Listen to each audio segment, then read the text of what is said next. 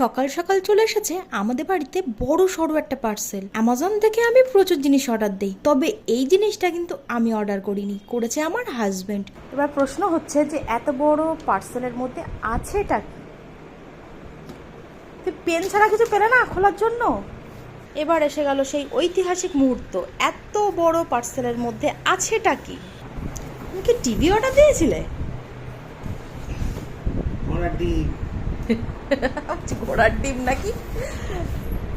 তো নিয়েছি একটা কিচেনের জন্য ওয়েট মেশিন, মানে কিচেন স্কেল, আর এর সঙ্গে দুটো ব্যাটারি দিয়ে দিয়েছে প্যানাসনিকের।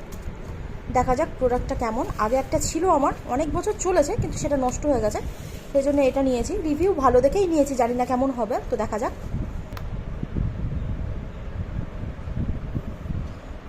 দাঁড়াও দাঁড়াও দাঁড়াও, আমি এটা দেবো। আচ্ছা, না মোটামুটি তো হচ্ছে, এখন দেখা যাক এইটা দিয়ে কি হয়। 197 ঠিকঠাক তো মনে হচ্ছে কাজ করছে, দেখা যাক, কিছুদিন ইউজ করলে বোঝা যাবে। আমি ভাবলাম টিভি।